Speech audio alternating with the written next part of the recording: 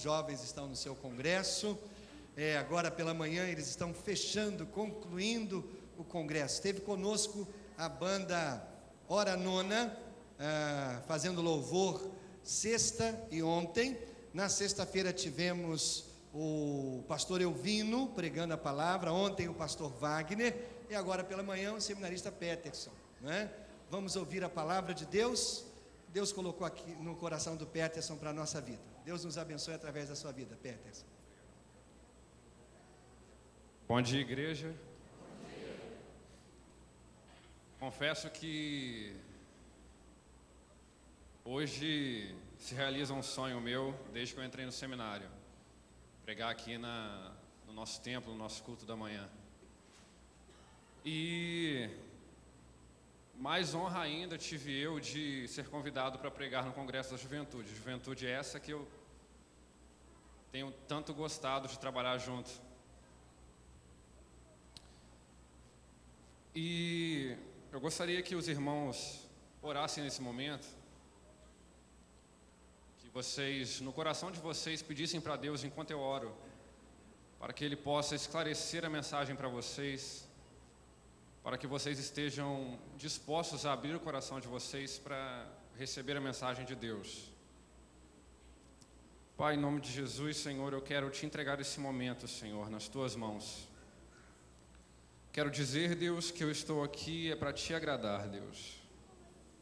Busco somente agradar o Senhor, Deus, e é por isso que eu peço que eu diminua e que o Senhor cresça em minha vida, Deus. Pai, em nome de Jesus, que eu seja a boca tua, Senhor, e que o Senhor derrame o poder da tua mensagem sobre a minha vida, Deus, para que eu com clareza revele os mistérios do teu evangelho. É o que eu te peço e já te agradeço, Deus, pois sei que o Senhor é isso comigo. Em nome de Jesus, amém.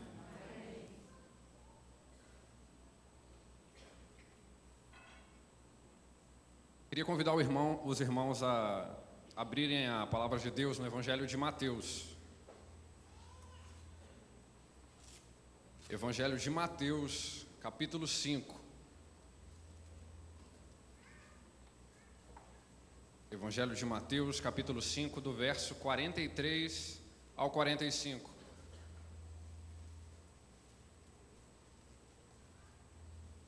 Evangelho de Mateus, capítulo 5. Eu vou ler na NVI, do verso 43 ao 45.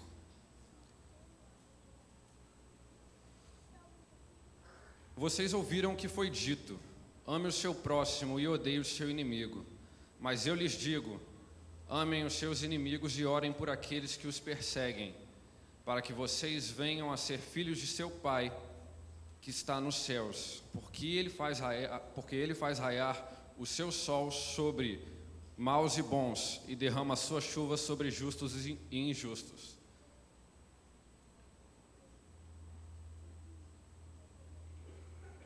Primeiramente, eu gostaria que você entendesse, talvez, uma das maiores verdades e mais profundas verdades do ministério de Deus.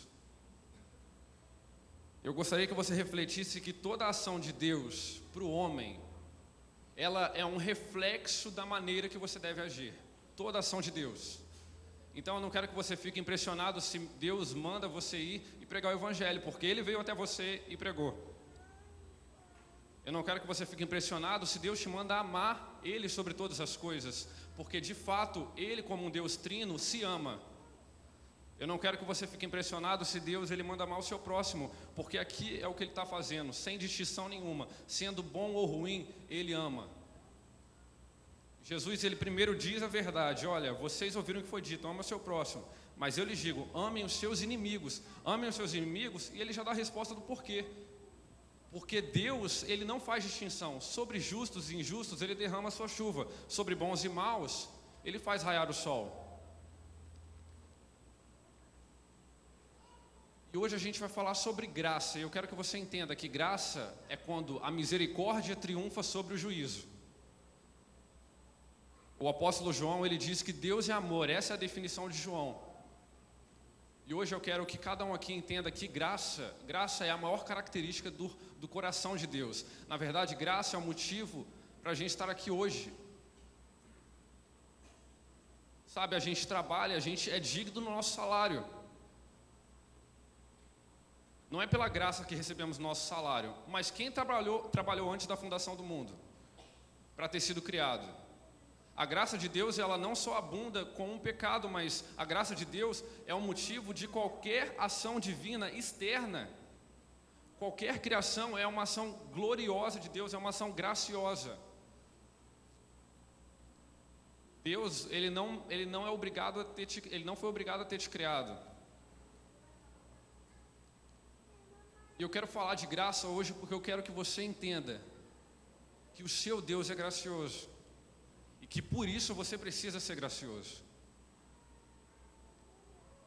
Essa verdade, ela é tão profunda que até mesmo Deus, no seu julgamento, no dia do juízo, Ele te chama para fazer parte.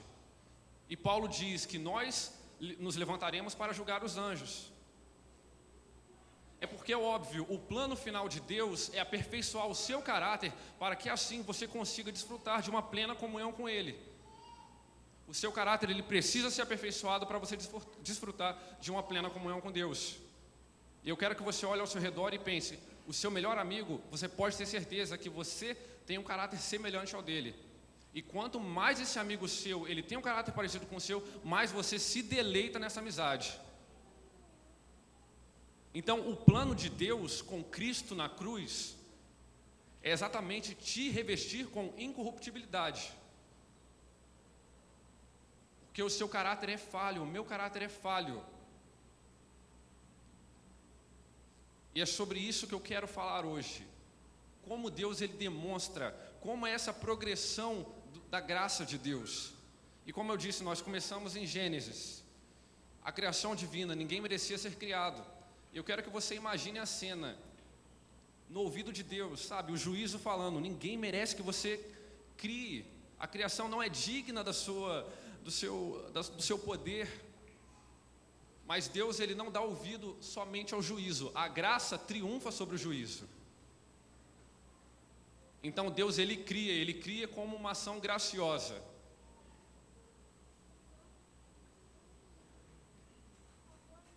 E eu quero agora te fazer pensar um pouquinho na história de Noé. Noé, ele era um homem bom aos olhos de Deus, mas ele não era perfeito. Ele tanto não era perfeito que o motivo da salvação que Deus trouxe foi por uma afirmação da própria palavra de Deus. Noé encontrou graça nos olhos de Deus. Olha, eu quero que você enxergue que a graça é a esperança que a gente tem. Quando Noé ele encontra a graça, ele vê a saída. Essa é a saída para a humanidade.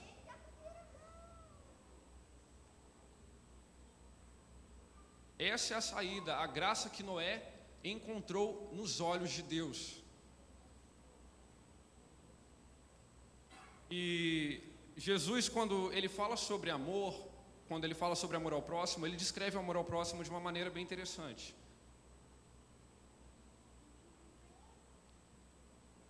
Ele fala, olha, faça com o seu próximo aquilo que você gostaria que ele fizesse por você. Faça com o seu próximo aquilo que você gostaria que ele fizesse por você. Então você não se espante se você talvez é um pai arrogante e você espera que o seu filho ele viva de uma maneira diferente. Porque veja bem, se eu tenho que tratar o meu próximo da maneira que eu quero que ele me trate, quando eu tratar ele, eu vou estar externando a maneira como eu quero ser tratado. Por isso Deus nos ama primeiro, só assim podemos amar. Deus, ele vem como exemplo. Deus vem e te ama. Ele fala, nossa, esse é o amor de Deus, então eu preciso amar da mesma maneira.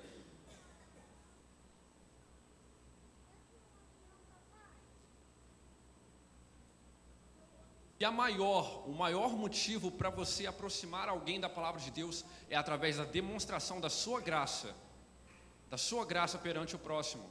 Porque foi da mesma maneira que Deus te atraiu para a cruz, através da graça. A graça, ela pavimentou um caminho de sangue, para que você pudesse alcançar a verdade divina.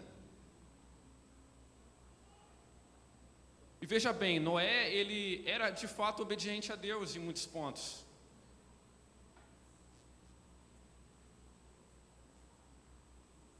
E Noé abraça essa graça divina, e você percebe que Deus olha com tanta graça para Noé, que a obediência dele foi o suficiente para salvar a família dele. A obediência de Noé foi o suficiente para salvar a família dele. Então, não fique espantado com a obediência de Cristo salvar a igreja, porque Cristo de fato obedece plenamente. Se Deus creditou a Noé, através da obediência dele, a salvação da sua família, quanto mais nós alcançaremos a salvação através da obediência de Cristo. A obediência de Cristo na cruz. Algo que ele sempre deixou claro que era o seu propósito.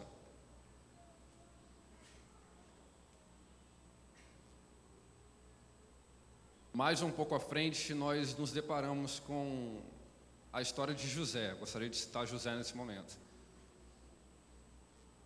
José, ele era bisneto de Abraão, filho de Jacó. José, ele tinha 11 irmãos, e havia um problema nessa história, porque o pai dele amava ele mais que os outros irmãos. Por dois motivos. O primeiro motivo é um que está explícito na palavra de Deus, é que era um filho da velhice de Jacó. Mas o segundo motivo é porque José era filho de Raquel, a esposa amada de Jacó. Agora acontece algo que é um reflexo daquele que não compreende a graça. Porque Jacó, ele ama José, e pelo fato de os irmãos dele não compreenderem essa graça da parte de José, eles sentem inveja, eles odeiam, eles deixam florescer o ódio na vida deles por José.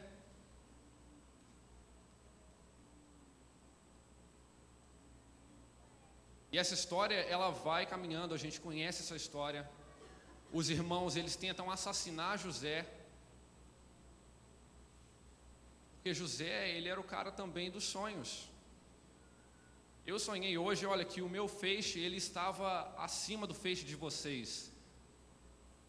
O feixe de vocês se dobrava sobre o meu, no campo.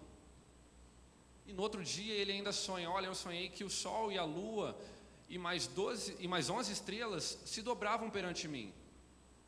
Até mesmo Jacó acha estranho, nossa, então quer dizer que eu vou me dobrar perante você? E aquilo é só mais um motivo porque a culpa não foi de José dele ter sonhado aquilo. José, então, ele é entregue aos ismaelitas, é vendido para Potifar, que é o eunuco do faraó. E é interessante que José, ele tinha tanta presença de Deus na vida dele que tudo prosperava.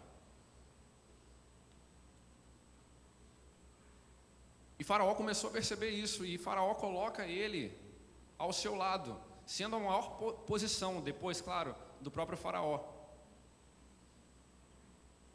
E um pouco mais tarde, passam-se 7 anos, durante, na verdade, os 7 anos de fome que chegam ao Egito, que chegam àquela região de Canaã, José, ele se depara com os irmãos dele vindo até o Egito, porque no Egito tinha alguns suprimentos para você, tinha, na verdade, bastante suprimento para você sobreviver. Então Israel, Jacó, ele manda os filhos deles, vão lá e comprem. Agora eu quero resumir essa história no seguinte ponto. José, ele olha para os irmãos dele vindo e ele olha para o poder que ele tem. E você imagina, o que vai falar mais alto na vida de José? O juízo ou a graça? Se o juízo falasse mais alto na vida de José, ele ia perceber algo interessante, que depois do juízo não tem mais comunhão. E não que ele tenha chegado a essa conclusão, pois eu creio que José, ele diretamente escolheu a graça, ele nem sequer refletiu no juízo. Mas quando Deus olha para a gente, ele percebe que o juízo dele vai exterminar o povo que ele quer ter comunhão, ele percebe, não, eu tenho que criar um caminho, e esse caminho é a graça. José, ele perdoa os irmãos, porque mais vale a comunhão do que o juízo aplicado.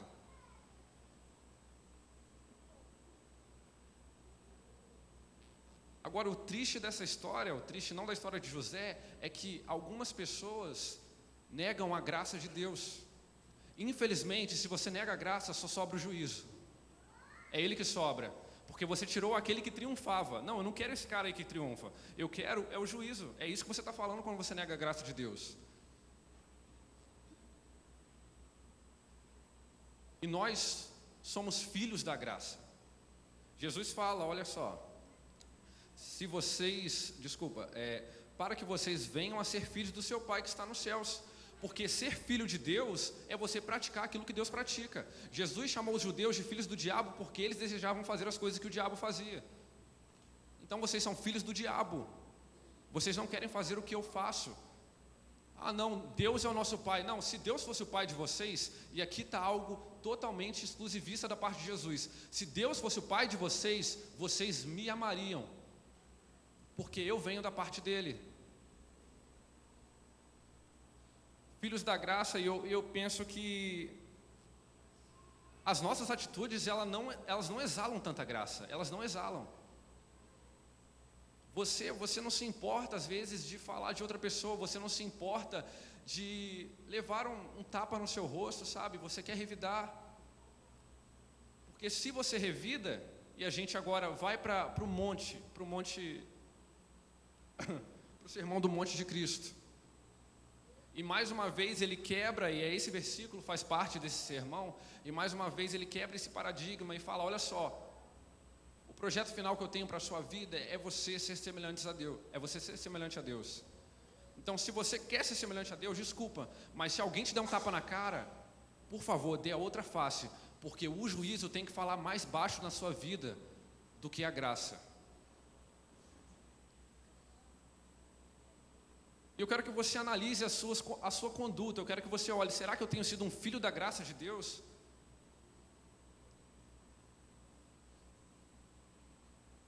Será que eu realmente tenho tentado pelo menos perseverar nesse caminho? O caminho do amar o meu inimigo, o caminho de orar para aqueles que te perseguem. Jesus, ele está querendo aperfeiçoar o seu caráter, ele quer que você entenda que isso é o melhor para a sua vida. Porque ele te criou para isso, é só ele que sabe o que é bom e o que não é bom.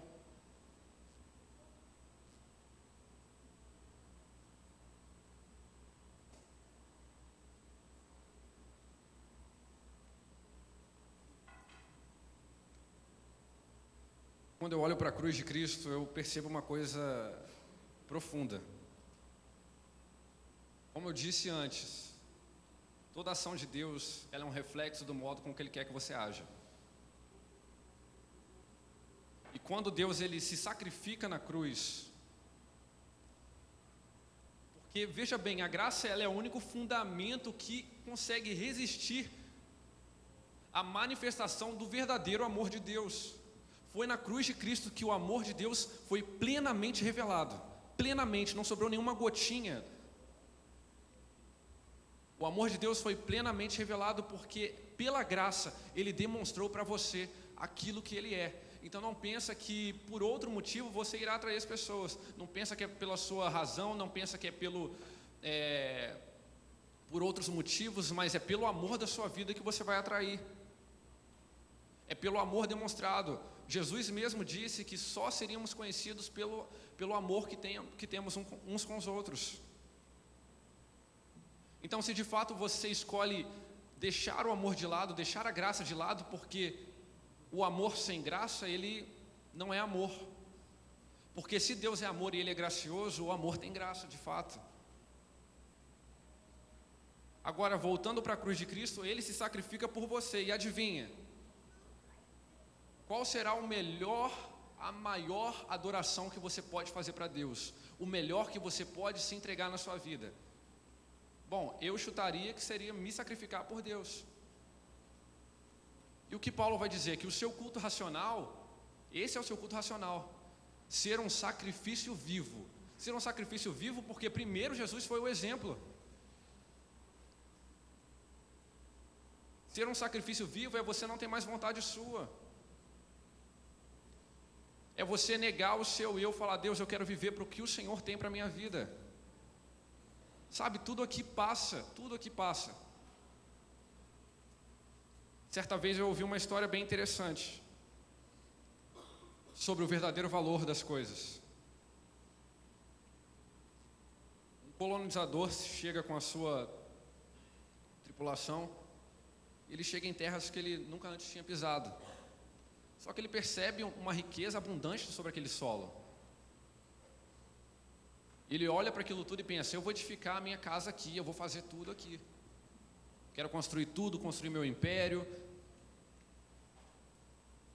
Só que depois de um certo tempo, depois de muita coisa construída, ele se depara com um pequeno papel, bem agarrado ali na terra. E ele lê aquilo e diz, e aquele papel diz: este terreno está sobre um vulcão. Vulcão adormecido que a qualquer momento ele pode estourar. Essa terra boa é o planeta Terra, essa é a parábola. Esse vulcão que está adormecido é o juízo de Deus, a qualquer momento ele pode vir, a qualquer momento Jesus pode voltar. E você está construindo coisas sobre algo que não vai existir. Então aquele papel ele é mais importante do que a sua vida, se a sua vida não aponta para a eternidade. Aquele papel é mais importante, porque ele aponta para algo que está além daquilo dali. Olha, não vale a pena isso. Não perca tempo com a sua vontade, não perca tempo, porque Deus, Ele quer que você entenda que a vontade dEle é o que Ele tem de melhor para a sua vida. Eu vejo isso mesmo no meu caminho aqui, de estar pregando, de ter aceitado o chamado de Deus para fazer teologia. Eu vejo o quanto isso é edificante, o quanto isso é prazeroso. Viver pela eternidade é viver pelo sentido da vida. Se você vive por isso aqui mesmo, você acumula riqueza, infelizmente, olha, você pode se frustrar a qualquer momento. Uma doença pode aparecer e você vai se frustrar. Mas se você vive pelo que é eterno, pode ter certeza, você jamais se frustrará. Nada vai poder tirar isso de você, nada pode tirar.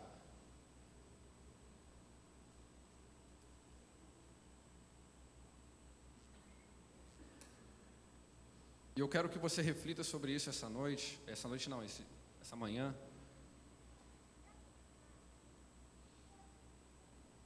Eu creio que Deus, Ele é tão gracioso que Ele me usa.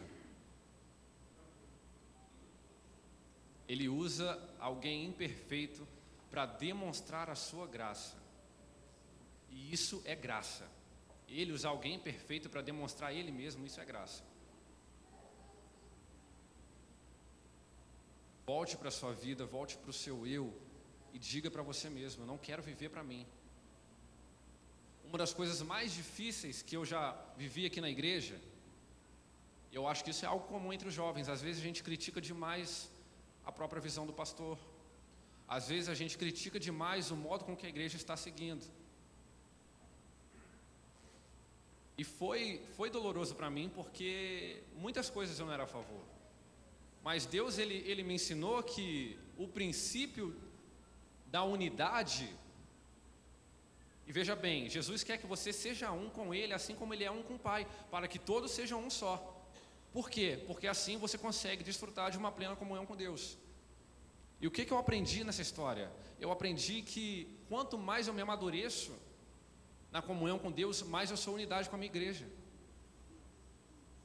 Não importando se eu aceito ou não a visão, não importando ou não, eu vou ser mais um. Eu vou ser mais unidade com a minha própria igreja.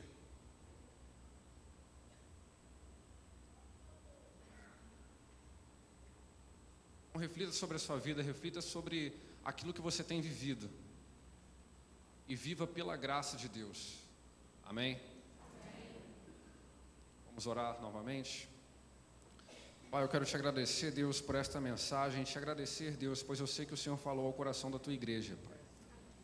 Abençoe, Deus, cada um aqui neste dia, Deus, e que a gente possa de fato, Deus, nos entregarmos a Ti.